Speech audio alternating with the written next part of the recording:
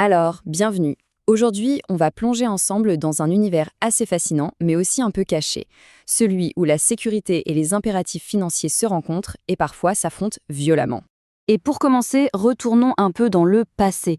On est à Kansas City en 1981. C'est un point de départ qui va tout de suite nous montrer à quel point les enjeux sont énormes. 114, c'est un chiffre terrible. C'est le nombre de vies perdues lors de l'effondrement des passerelles de l'hôtel Hyatt Regency. Une catastrophe. Et le pire dans tout ça, c'est qu'elle était due à une défaillance de conception, qui, on va le voir, était tout à fait évitable. Face à un tel drame, la question qui vient tout de suite à l'esprit, c'est « Mais comment une chose pareille peut-elle arriver ?» Et cette question, elle nous pousse à regarder plus loin que le simple accident. On va devoir s'intéresser au système, à tout ce qui est mis en place justement pour empêcher ça, et comprendre pourquoi parfois ça ne marche pas. Alors, avant de parler de ce qui ne va pas, il faut d'abord poser les bases, comprendre comment ça devrait fonctionner. On va donc regarder de plus près cette approche très méthodique que les industries, surtout celles à haut risque, utilisent pour gérer des dangers potentiellement colossaux. Et au cœur de cette approche, il y a un concept clé, un acronyme que l'on retrouve partout dans les secteurs comme le pétrole offshore ou le nucléaire. C'est le principe ALRP, pour As Low as Reasonably Practicable. En français, on dirait aussi bas que raisonnablement possible. La meilleure façon de se représenter ce principe, c'est avec ce triangle. C'est très visuel. Tout en haut, on a la zone rouge. Ce sont les risques intolérables, ceux qu'on ne peut tout simplement pas accepter.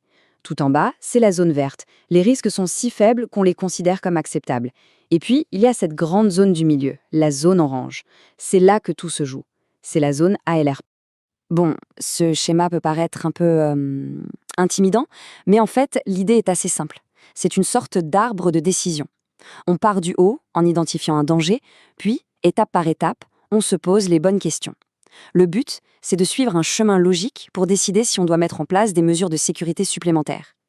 C'est un processus qui se veut rationnel, très carré. Mais c'est justement dans ce processus que les choses peuvent devenir un peu floues. Parce que voilà, on arrive au cœur du problème. Dans toute cette belle logique, il y a une zone grise. Une notion qui dépend beaucoup de l'interprétation. Et tout tourne autour de ces deux mots, raisonnablement possible. Qu'est-ce que ça veut dire au fond ? Eh bien, ça veut dire qu'on est obligé de mettre en place une mesure de sécurité que si le coût n'est pas manifestement disproportionné par rapport au gain de sécurité. Et c'est là que le bât blesse. Parce que la question qui tue, c'est comment on mesure ça ? Comment on décide de ce qui est disproportionné ? Comment on fait ces calculs qui, au final, peuvent faire la différence entre la vie et la mort ? 11 $, juste 11 $. C'est ce que ça aurait coûté par voiture dans les années 70 pour régler un problème de sécurité archi connu sur le réservoir d'essence de la Ford Pinto. Et pourtant, Ford a fait un calcul. Ils ont estimé que ça leur coûterait moins cher de payer les dédommagements pour les accidents mortels que de dépenser ces 11 $ par voiture. Un risque calculé, froidement. Et ça nous amène directement à l'outil très controversé qui permet de faire ce genre de calcul. On entre maintenant dans un domaine qui est à la fois hyper rationnel d'un point de vue économique, très utilisé, et en même temps profondément dérangeant sur le plan humain. On parle de la valeur d'une vie statistique.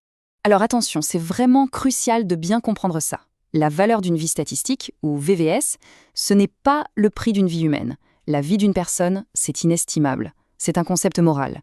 La VVS est un outil économique. C'est une estimation de combien une société est prête à investir collectivement pour réduire un risque de mortalité et ainsi sauver statistiquement une vie. Pour que ce soit plus clair, prenons un exemple très simple.